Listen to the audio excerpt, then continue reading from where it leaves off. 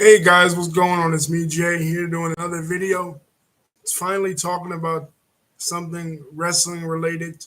In the news about AEW, well, like a week or so ago, Trina, the rapper from Miami, uh, from the '90s, who was known as the baddest bitch, appears on appeared on an episode of AEW in the corner of Diamante to help her out from the tag team, the faction known as the Baddie section, with Jade Cargill, the TBS champion, Kira Hogan, and Red Velvet.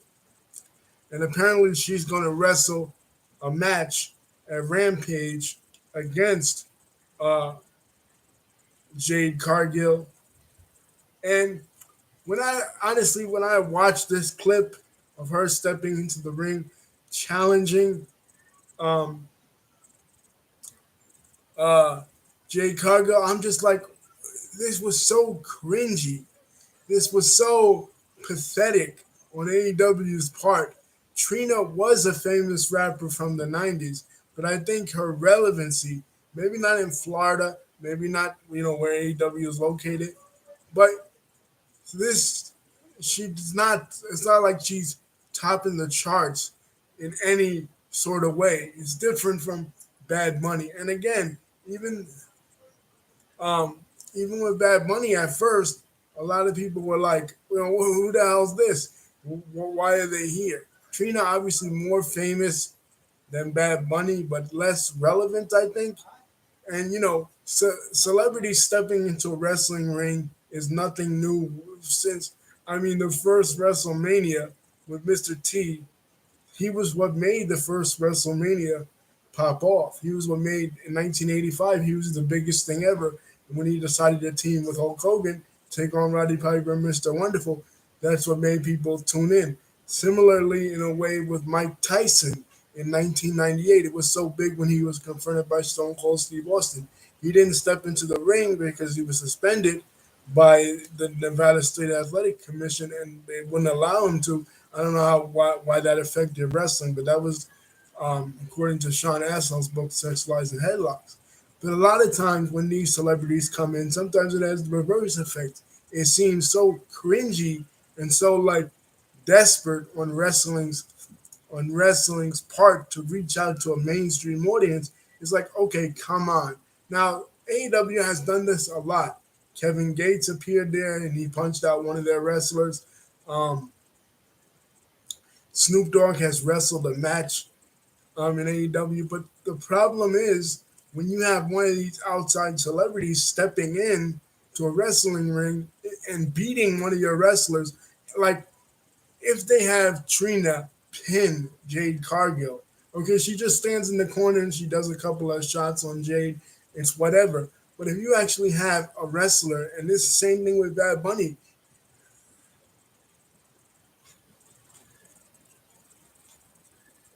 uh,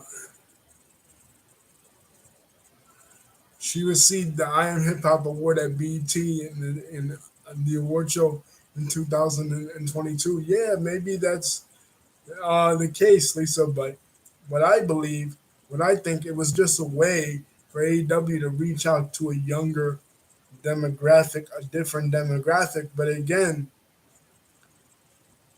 like wrestling, well, at least with the WWE, when they bring in celebrities, they always seem a step behind. Like they brought in, for example, Kid Rock at WrestleMania 25 in 2019. How was Kid Rock even relevant in, in 2009? How was Kid Rock even relevant in 2009? It was like nobody was thinking about his shit from like 1998. You know what I mean? And then like when WWE brought in Ronda Rousey, it was like, okay, she was like so 2 years ago when they brought her in 2018. It's like, who's even talking about her now? Bad Bunny was one of the good ones, and Bad Bunny worked out for them, and now they're using him a lot. But even him, like, it was so, it seems so desperate on professional wrestling leagues and professional wrestling federations part to bring in these celebrities. It seems like you're just trying to say, "Hey, notice me," and then Jr. When Jr. delivers the line, oh my God, it's Trina, and it's like this man who's in his 60s or whatever. Him and Tony Schiavone, another guy in his 60s, they don't know. You can tell by their reaction, they don't know who this is. You know what I mean? So it's not a genuine reaction. They're just pandering to an audience. Like it seems so lame on JR's part. Trina, and he's selling it. He's yelling it out and he's selling it like Trina knocking out uh, Diamante or whatever is like freaking Mike Tyson and Stone Cold Steve Austin in 1998. That was an iconic call. People remember that from JR. You know what I mean? They remember in 1998 on Raw, JR screaming, Tyson and Austin, Tyson and Austin. Austin wants Tyson, Tyson wants Austin. And it was filled with such excitement. That's when a celebrity appearance goes right. But remember, keep in mind, there are examples when celebrity appearances on a wrestling show go completely wrong. And besides the 2009 example of Kid Rock, remember all that whole time when all those guest hosts on Raw from like 2000 in the early 2010s when Machine Gun Kelly was on there, Kevin Federline was on there beating up the wrestlers, freaking Hugh Jackman, Al Sharpton, Drew Carey, um, Cheech and Chong, and it makes your wrestlers look like complete buffoons because here are you supposed to be selling that your wrestlers are the toughest men and women on the planet and can beat anybody's ass, and somebody from outside of your world steps into your ring and completely has their way with the wrestlers. It looks completely fake and completely phony. Now, granted, kayfabe, yeah, in 2010, kayfabe, the pretense or the illusion that professional wrestling is a real athletic contest is long dead. We talked about it a lot on this channel. Nobody believes in wrestling anymore like the way they used to in the 50s, 60s, 70s, and even part of the 80s. Right? People know that it's fake. People know that it's a work. People know that it's complete bullshit. But what turns the fans off is when you're watching, and we talked in the last video about Star Wars. Imagine if in Star Wars, right, you're watching it, and all of a sudden James Earl Jones' voice pops out, and James Earl Jones all of a sudden out of nowhere says, "Well, I'm not really Darth Vader, right? I'm just a guy. I'm just an asshole in a costume, pretending to be Darth Vader. None of this is real." Nobody would care about it because the point of watching a movie or a television show is to make you believe it, convince you that it is genuine. And when you have people that are supposed to be in the storyline, trained fighters and trained to whoop anybody's ass, and anybody and everybody can come,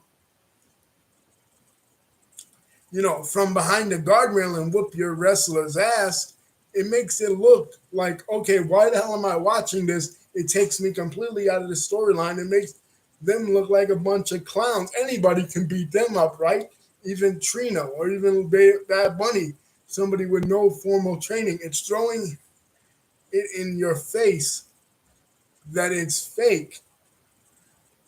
you know, you know, we don't have to be told over and over and beaten up in the head that it's all a work, that it's all silliness. It works better when you can actually suspend your disbelief and actually believe in it for at least while the time you're watching it. Because again, people watch movies and they know the movies are completely fictitious, but they watch it anyway with their genuine emotions invested because it's something in the realm of reality that can happen in that world. So the wrestlers are pretending to be professional fighters. And if anybody and everybody could come into their world and whoop their ass, then why should I be believing in them as champions, even within the context of the show?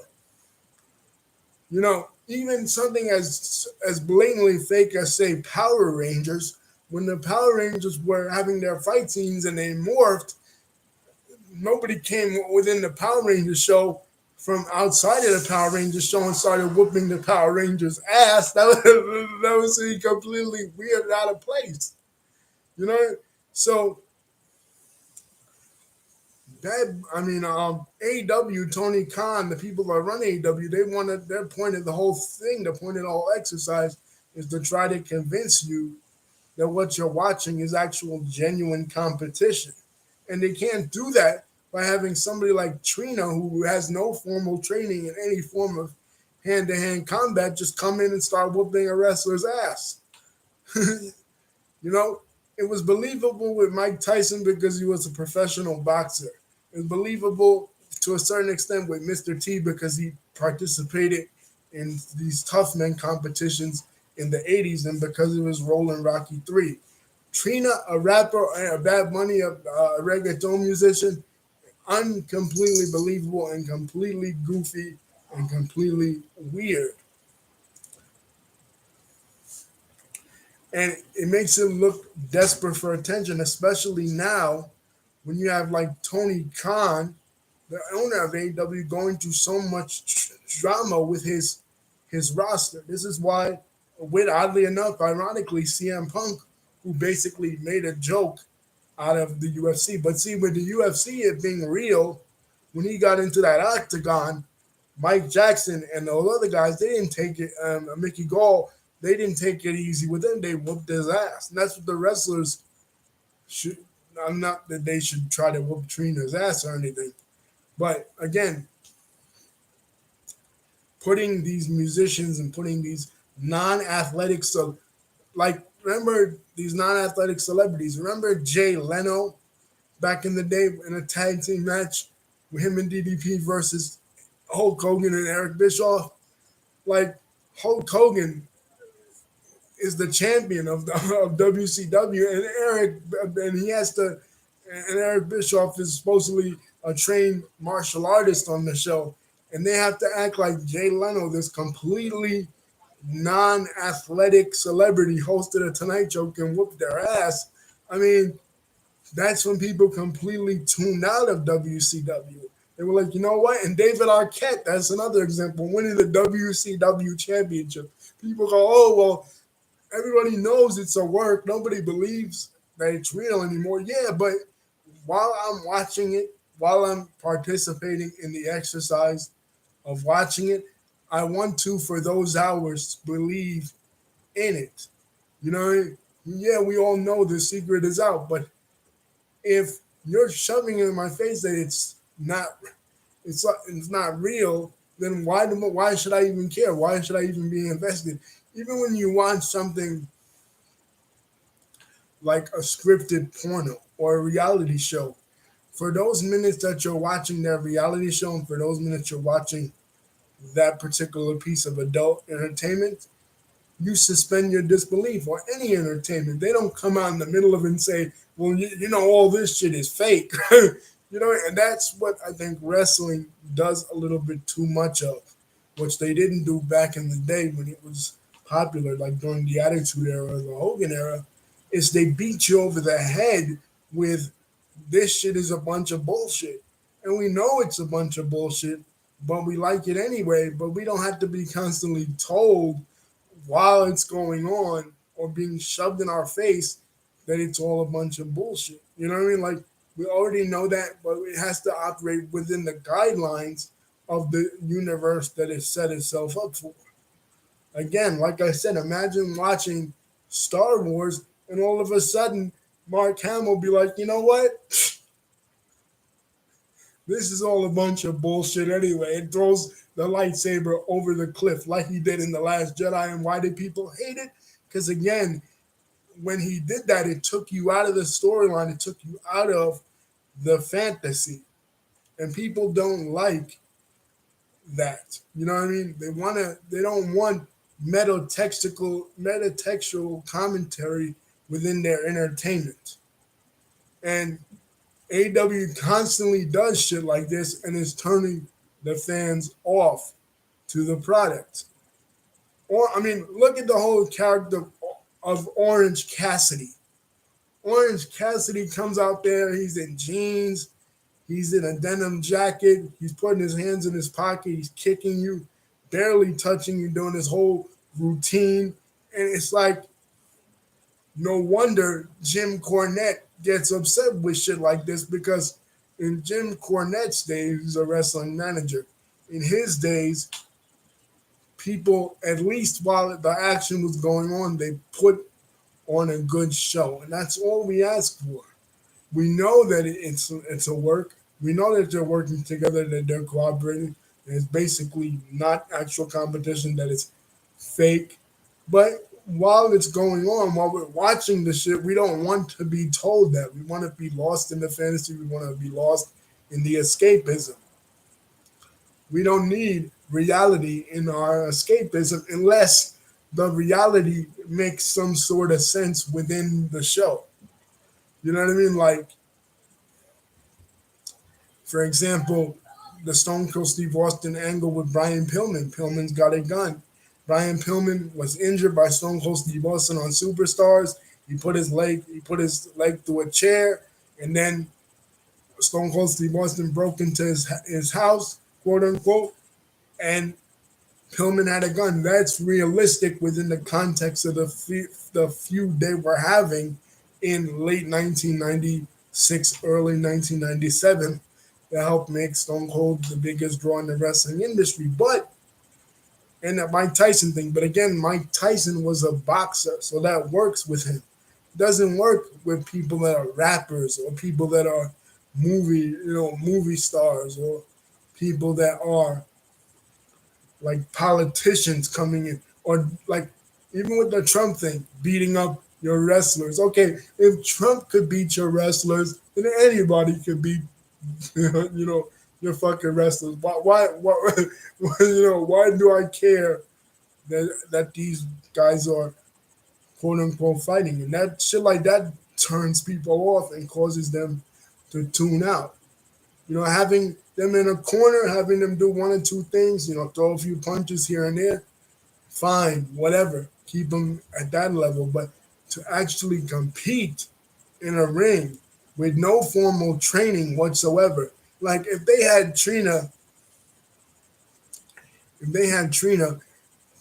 like do workout montages with Diamante, let's say, and have her training to be a wrestler and whatever, and showing how her journey is, then it could work him. But just coming out of nowhere, out of the audience, punching people, it's like, okay, if this was real, wouldn't Trina be able to do that? No, of course not. So, while the show is going on, you have to operate within the premise that what you're watching is reality. Otherwise, why am I watching it? What's the objective?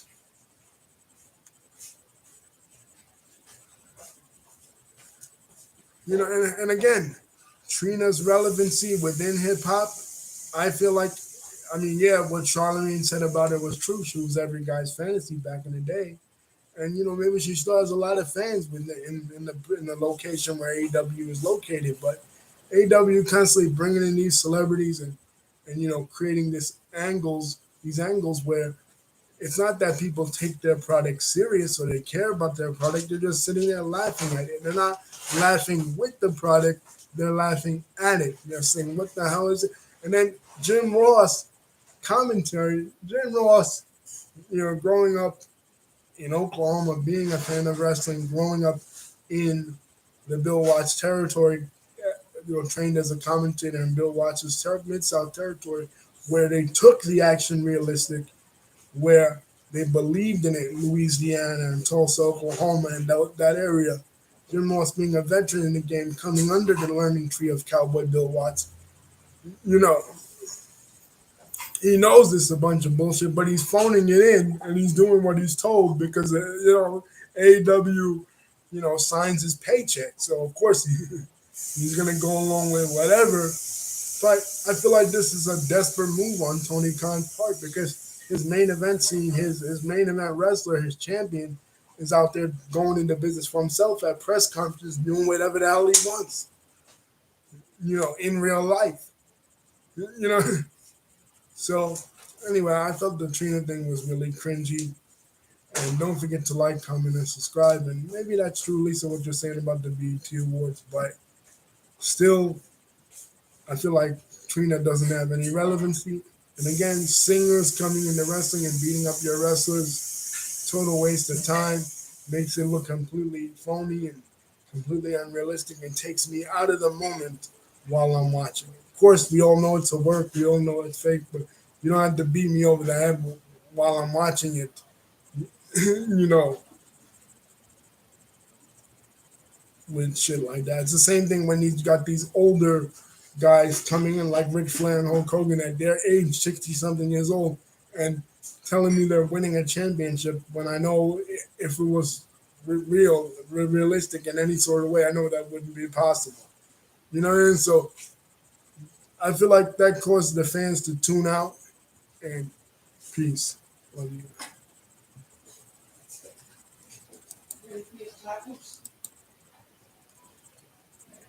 Yeah.